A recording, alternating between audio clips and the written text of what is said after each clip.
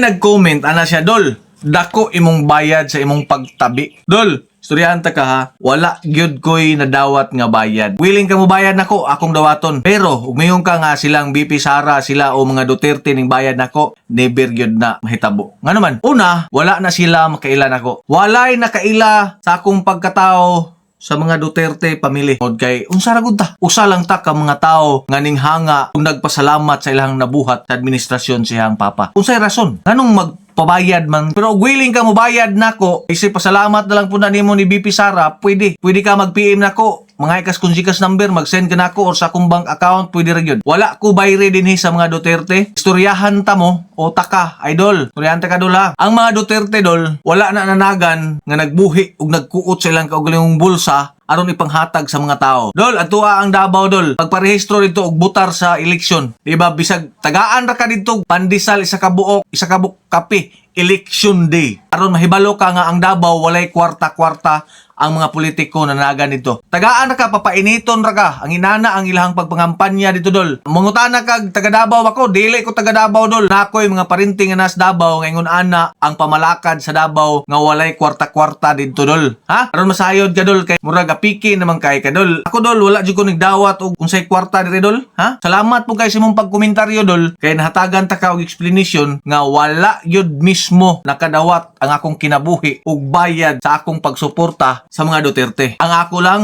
naning tabang ko sa mga Duterte, ning hatag ko og appreciate sa ilang nabuhat sa ihang amahan og nangita mi, daghan ming nangita nga mabalik ang pamaagi sa ilang amahan din sa tung nasod sa Pilipinas. Tungod kay ang gibuhat ni Tatay Digong sa nakalabay niyang administrasyon, dako kayong tabang. Una, nabag-o ang daghan nga mga katawhan adiin, nalulong sa nagkalain-lain nga mga bisyo, nausab pinaagi sa mga pulong ni Tatay Digong nga makahuluganon ug sama sa usa ka espada nga duhay suwab ang ihang mga pulong. Atong hinumduman, ningana man ang Biblia nga kung unsay gidili sa yuta, gidili usab ngadto sa langit, unsay itugot sa yuta, tugot usab ngadto sa langit.